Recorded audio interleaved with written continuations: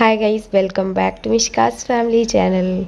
सो guys, आज हमारे यहाँ अष्टमी की पूजा हो रही है, जिसमें हमारी फैमिली के मेंबर्स यानी कि हमारे जो दिल्ली वाले भैया हैं वो, और जबलपुर वाले भैया, भाभी, उनके दोनों बच्चे और मतलब फैमिली के कुछ मेंबर्स यहाँ पे बैठे हुए हैं और पूजा चालू हो चुकी है। सुबह से टाइम ही नहीं मिला था वेलकम करने का, सो मैंने सोचा जब टाइम मिलेगा तभी मैं आप लोगों का वेलकम कर लूँगी। यहाँ पूजा में बैठ गई हूँ, छोटा सा क्लिप रिकॉर्ड किया तो सोचा आप लोगों को भी दिखा देती हूँ कि हमारे घर की अष्टमी की पूजा किस तरीके से होती है। तो जो मेन पूजा होती है वो अष्टमी वाले दिन ही होती है, और अष्टमी की पूजा हमारे घर में बहुत ज़्यादा ख़ास होती है क्योंकि ये साल में एक बार होती है। तो इस वजह से सभी लोग इकट्ठे होते हैं जो लोग हो सकते हैं। मम्मी और सानू दीदी, टीनू दीदी, ये सब लोग पिछले साल आए थे, इस साल वो लोग नहीं आ पाए। यहाँ पे होम धूप होने लग गया है, इन्होंने होम लगाया और इस तरीके से हमारी पूजा हुई। उसके बाद जब पूजा हो गई तो मैं आ गई हूँ मेरे किचन में जेठानी जी के साथ, और अब हम दोनों खाना बनाएंगे। एक्चुअली में होता क्या है कि हमारे यहाँ पे जब तक माता रानी को अठवारी नहीं बनती तब तक घर का खाना भी नहीं बनता है। जब उनको अठवारी चढ़ जाती है, पूरी तरह से पूजा हो जाती है, उसके बाद हमारे यहाँ खाना बनता है। पहले हमने उन्हें अठवारी बना के उनको प्रसाद लगवा के 12 बजे से स्टार्ट होती है पूजा, और 1-1.5 घंटा पूजा में लग ही जाता है होम धूप करते करते, और बस इस तरीके से हमारी पूजा हो जाती है।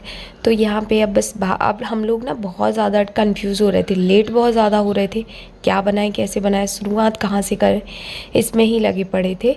फिर भाभी ने बोला कि चलो मैं आटा लगाती हूँ, तुम चावल चढ़ा दो। तो मैंने कहा हाँ ये सही है। और मुझसे ना फ़िल्टर का स्विच जो था ना वो ऑफ़ हो गया था, तो पूरा फ़िल्टर का पानी निकल गया था।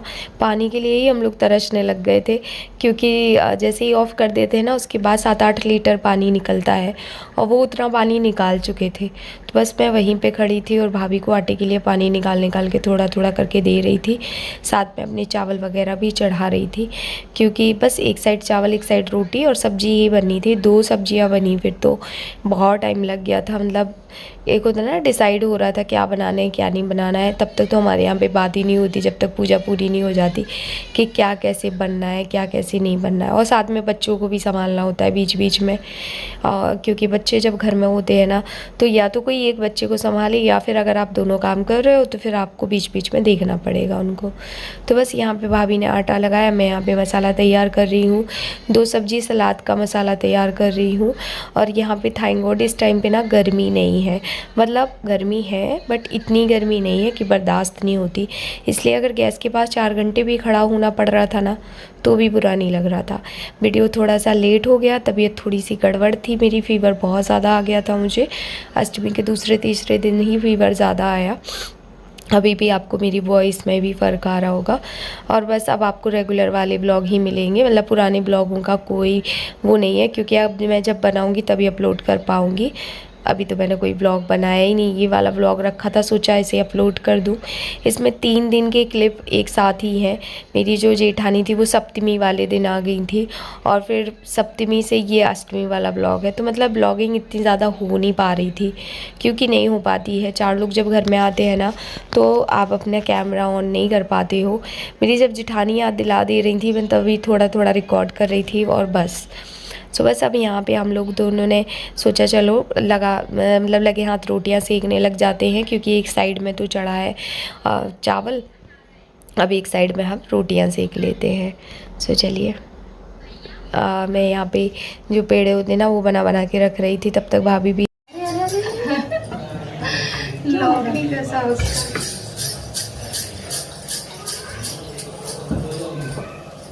सो गाइस, हमारी अष्टमी की पूजा हो गई है और हम बना रहे हैं भाभी खाने की तैयारी हो रही है।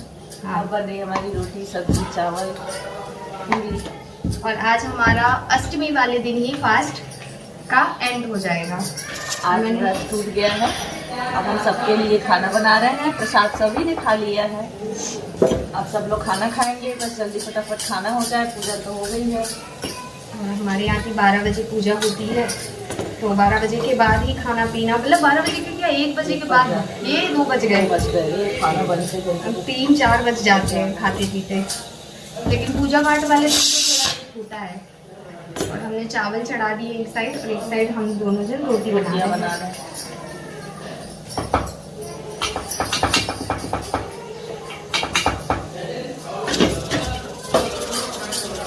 और हमारी छोटी वाली जेठानी नहीं आ पाई है क्योंकि भैया को छुट्टी नहीं मिली, तो हम लोग उनको भी बहुत ज़्यादा मिस कर रहे हैं। मम्मी की ड्यूटी नहीं आई है, तो वो भी नहीं आई। दोनों नंद रानी वो भी नहीं आई है, सिर्फ हम दो देवरानी जेठानी और ससुर जी, बस हम ही लोग थे। हम ही लोगों ने पूजा किया है। पिछले साल सब लोग थे तो मतलब एक अलग ही माहौल था, इस बार कम लोग हैं। अभी भी अच्छा लग रहा है पर उतना अच्छा नहीं लग रहा। नहीं करो, आप किसी की बहन हो ना तो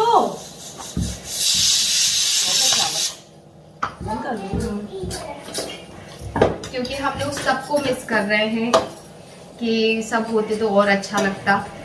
सभी पूरी फैमिली पूजा करती है अच्छे से साथ में। प्रिया आ जाएगी ना, छोड़ दो ना, आप भी तो पहनती हो ना। तो अब यहाँ पे हम लोग अपनी देवरानी जेठानी मिलके रोटियां सेक ले रहे हैं और बस इसी तरीके से हमने मिलजुल के जितने दिन भी भाभी रहीं काम किया। बहुत अच्छा लगा क्योंकि मैं अकेली रहती हूँ ना, तो मुझे भी ऐसा लगता है कि मुझे कोई तो किचन में ऐसा मिले जो साथ में मेरे साथ खड़ा रहे। भाभी ने तो बहुत हेल्प की। मतलब ऐसा होता है ना, जब कोई मेहमान आता है ना तो वो सोच के कि भाई अब हम आए हैं यही करेंगे, बट भाभी लोग ऐसी नहीं हैं, बहुत अच्छी हैं, बहुत हेल्प कराती हैं। इवन मुझसे ज़्यादा काम तो मेरी भाभी कर रही थी। मुझे भी लग रहा था कि बेचारी भाभी कितना काम, क्योंकि मैं मन में परेशान हो जा रही थी या मैं दूसरे कामों में भी बिज़ी हो जा रही थी, तब तक भाभी बहुत ज़्यादा संभाल लेती थी। और जब मैं जबलपुर भी गई ना तब भी, तो एक हो सकती मतलब मैं कह सकती हूँ कि मैं बहुत लकी हूँ कि मुझे इतनी अच्छी जेठानियाँ मिली हैं जो मेरा बहुत हाथ बटाती हैं। उसके बाद अष्टमी की पूजा हो गई, हमने खाना पीना खा के रेस्ट किया और कब रात हो गई पता ही नहीं चला था।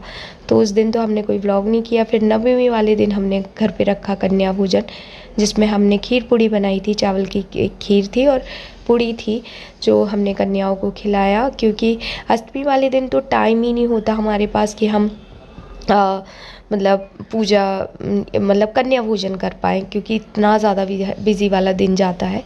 नवमी वाले दिन ही हम कन्या भोजन करते हैं क्योंकि उस दिन माता रानी को भी अठवारी चढ़ जाती है, तो फिर ये हो जाता है कि चलो उनको चढ़ गई तो अब हम कन्या भी खिला सकते हैं। तो बस अब यहाँ पे हमने कन्याओं को टीका लगाया, उनको खाना खिलाया, पैर वैर छुए उनके, और बस हम लोग सब ऐसे ही कन्या पूजन फटाफट से करवाया क्योंकि शाम को निकलने थे जवारे, जो आप लोग जानते होंगे शायद घट निकलता है शाम को, तो नवमी वाले दिन ही निकलता है। तो हमारा था कि सुबह में हम कन्या करवाएं, उसके बाद बस दोपहर में सबका खाना करवाएं, खुद खाना खाएं, और उसके बाद शाम को हमें जाना पड़ता है 4:30-5 बजे जहाँ घट जाता है वहाँ से। तो वहाँ से हमें पहुँचना पड़ता है वहाँ पे जल्दी से, क्योंकि फिर वही कि एकदम एट टू टाइम जाओगे तो घट लेने में भी समस्या होती है।